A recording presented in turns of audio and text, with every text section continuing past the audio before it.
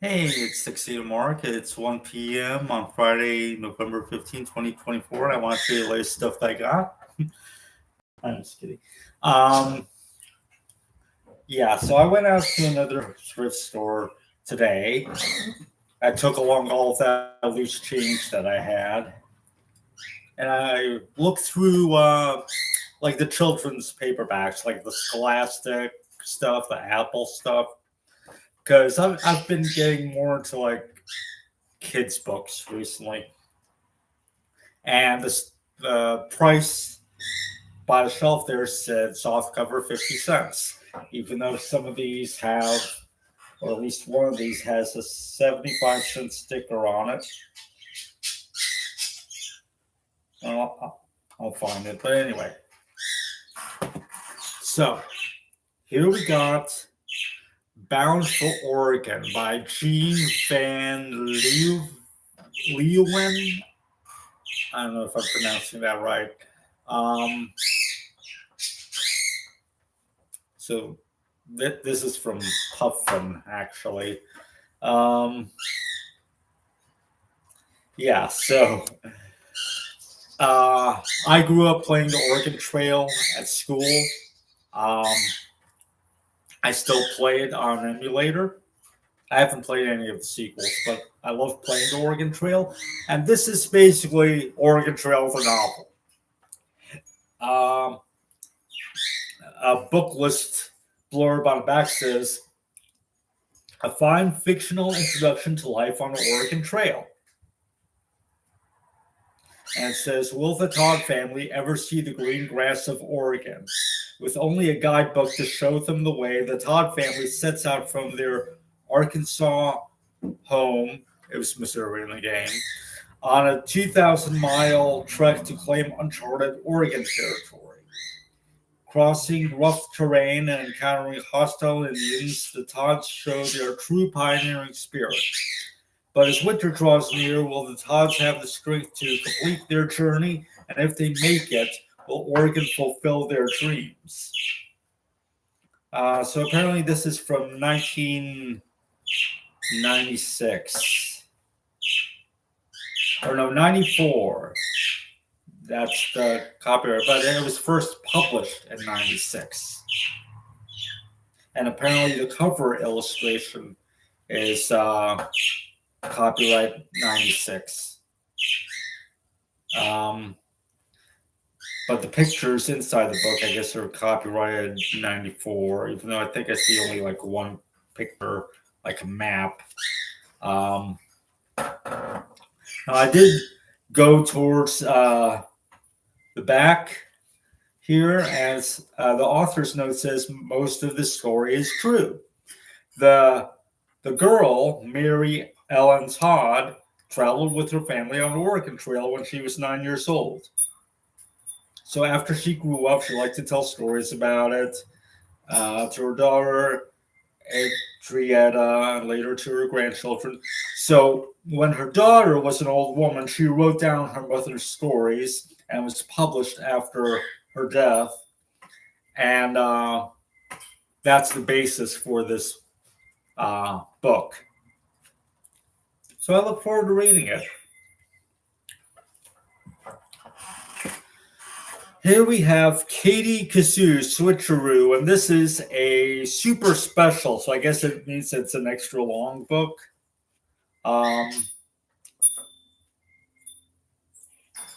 And this one is called A Whirlwind Vacations by Nancy Krulik.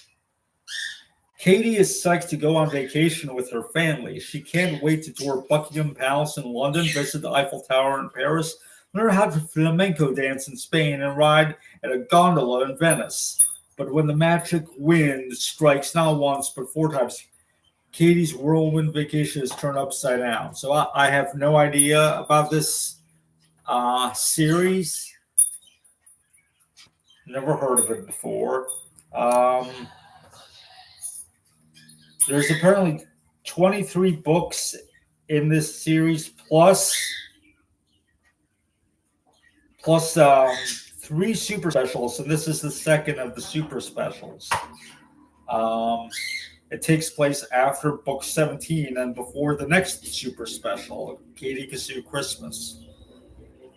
So let's see. This book is from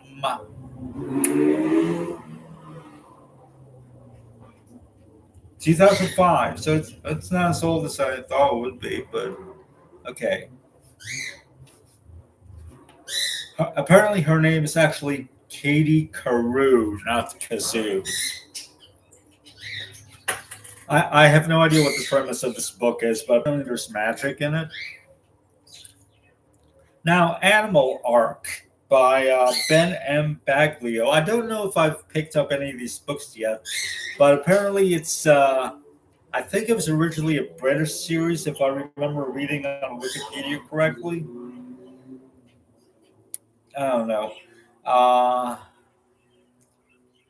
But anyway, it's from 1996. So it's about a girl named Mandy Hope at the Animal Arc. All right, so let's read this. All animals and animal lovers are welcome at the Animal Arc Veterinary Clinic. At Animal Arc, Mandy Hope helps her parents treat animals of all shapes and sizes. Even outside the clinic, Mandy can't resist helping any animal in need. It's Christmas at Animal Arc. This year, the village of Wilford is planning a special event to raise money to send sick little Alex Hastings to a hospital in America. So this does take place in Britain. Alex has a pet kitten, Amber, whom she loves more than anything. So when Amber mysteriously vanishes into the cold, Alex is heartbroken.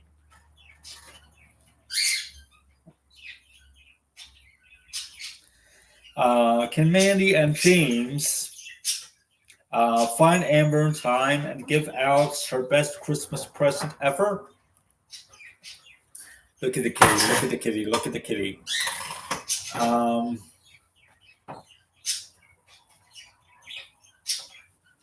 So this is apparently number 13, according to whatever numbering that they gave here. I don't know if that's reflective of the original British numbering or not, but anyway, it's from 96. So then we got When Midnight Comes by Carol Beach York.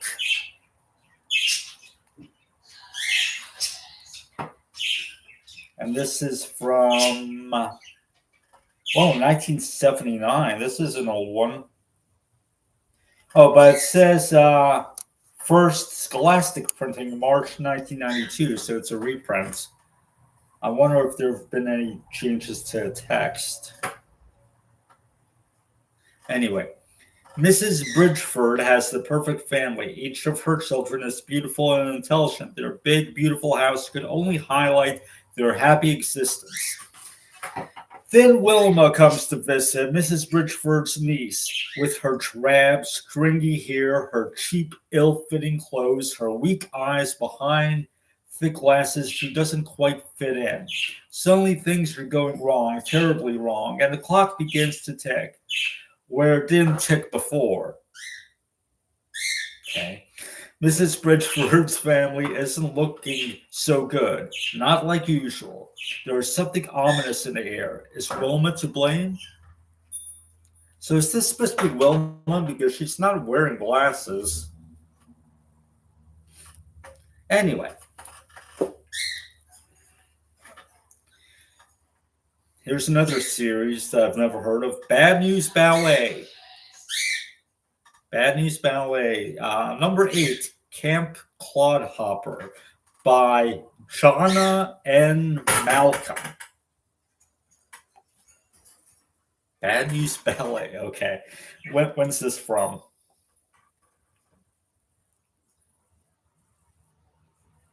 So this is number 8, but apparently number 9, Boo Hoo, is also listed here already. So I don't know if this is a reprint. No, I guess not. It says first Scholastic printing, August 1990. All right, let's see what this is about. Camp Clodhopper versus Camp Snotsvale. Zan McGee, Mary Bubnik, Rocky, and Gwen. It's weird that Mary's the only one given a full name. Are sick and tired of being laughed at by their enemies, the Bunheads. So for their summer vacation, the girls are going to a special camp to become better ballerinas. Only Camp Claude Harbor is all run down, and their dancing teacher doesn't know any ballet. But even worse, the Bunheads are across the lake at some fancy camp, and they're calling the gang's camp Camp Clodhopper. This can only mean war. It's like, yeah, okay. I can't think of anything lower stakes than a battle between ballerina camps.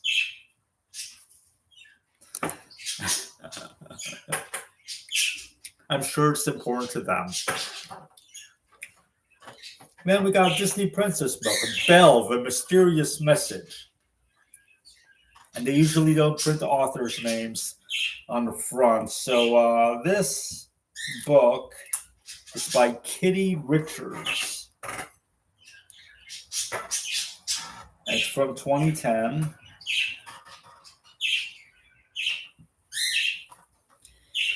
It isn't easy being the prisoner of the fearsome beast, though, so this takes place during the first movie. But Belle is making the most of it. There are so many rooms to explore in the elaborate castle, including an amazing library. Things get even more interesting when Belle discovers a secret message hidden in one of the books. She soon realizes she's hot on the trail of a decades-old mystery. Will Belle, along with the help of Lumiere, the enchanted candelabrum, and a teacup named Chip, be able to solve this beastly case? Okay. Now we got Girl of Kosovo by Alice Mead. And this is from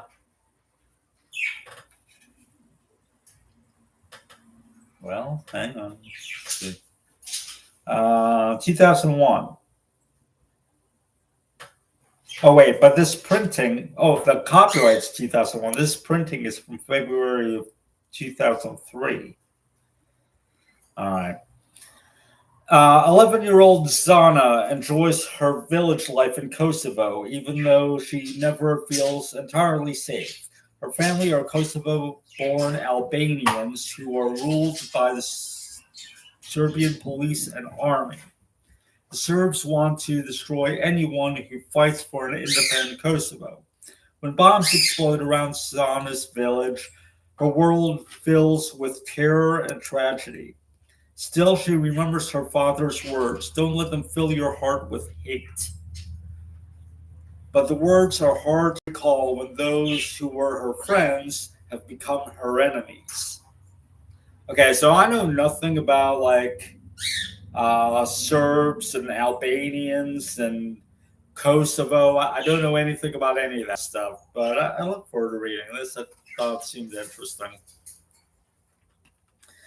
Now we got The Adventures of the Bailey School Kids, and this one is called Martians Don't Take Temperatures by Debbie Dady and Marsha Thornton Jones. So apparently this is part of a series, and it says, "The new nurse is out of this world." Now, I read My Teacher is an Alien back in middle school. Loved it. I also have the third and fourth books in the series, but I never found the second one, so I haven't finished the series yet. I need My Teacher to fry my brains. But anyway, so this is from January 1996. All right.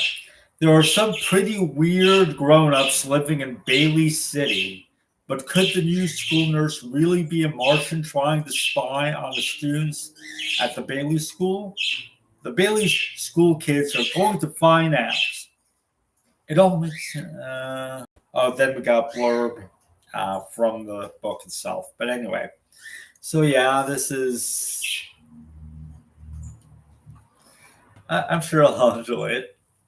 Then we got Cam Jansen and the Chocolate Fudge Mystery by David A. Adler.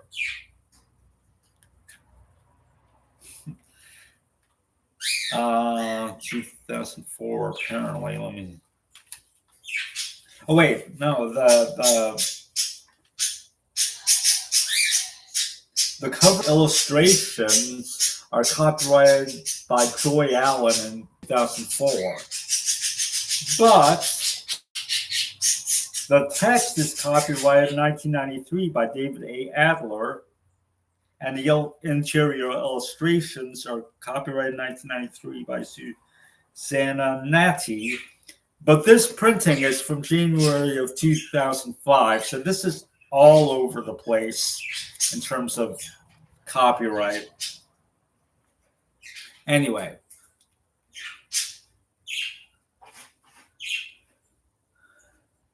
Click. Can Cam use her photographic memory to crack the case? Knock, knock. Cam and Eric never expected to find a mystery while selling candy door to door for their school fundraiser. But that's exactly what they find. When Cam notices there is a full trash can outside of a house that is supposed to be deserted, she suspects there's someone hiding inside. Cam doesn't know who is in the house, but she's going to find out. This is where you stop and ask, okay, why is it any of this kid's business? Why are they so interested in this?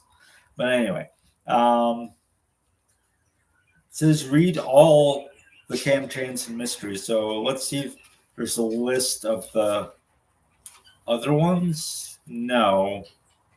Nope. But yeah, we'll see. We'll see. Finally, The Great Gilly Hopkins by Catherine Patterson. Or Paterson? I don't know.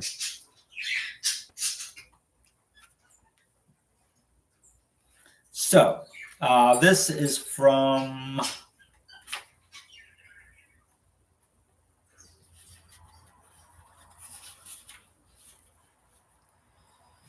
September 1995, but the text is This is the first Scholastic printing, September 1995. The text is copyrighted in 1978. Again, I'm wondering if there's been any update to the text or what. But anyway, it says nobody gets the better of the great Gilly Hopkins. 11-year-old Gilly Hopkins is famous for being brash, brilliant, and completely unmanageable. None of her foster homes have been able to tame her yet. So when Gilly is sent to live with the Trotters, by far the strangest foster family of all, she decides to put her brilliant mind to work. What she needs is a plan that will make her real mother rescue her so she can stop being a foster child once and for all. But the rescue doesn't work out quite the way Gilly planned. Okay.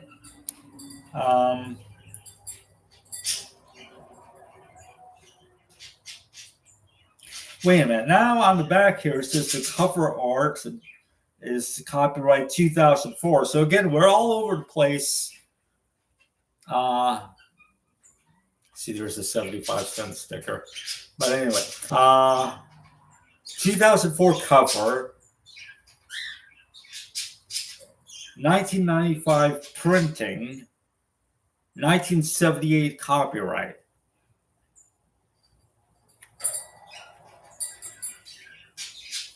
Wait, it just says the first Scholastic printing was September 1995. So this wasn't printed in 95. Obviously, it must have been printed in 2004.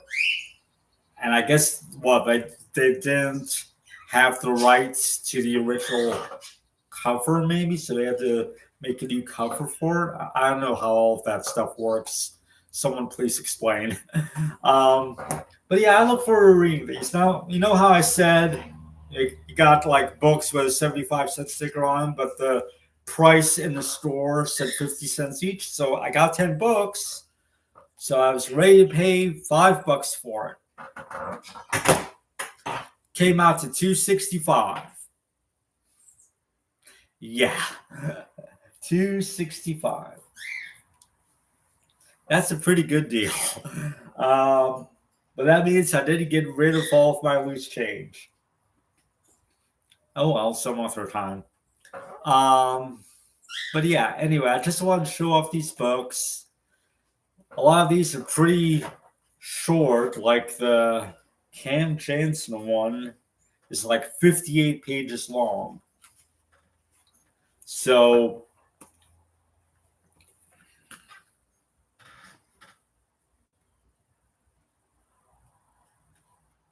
and the Bailey School Kids is 67 pages long. So these shouldn't take very long to read at all.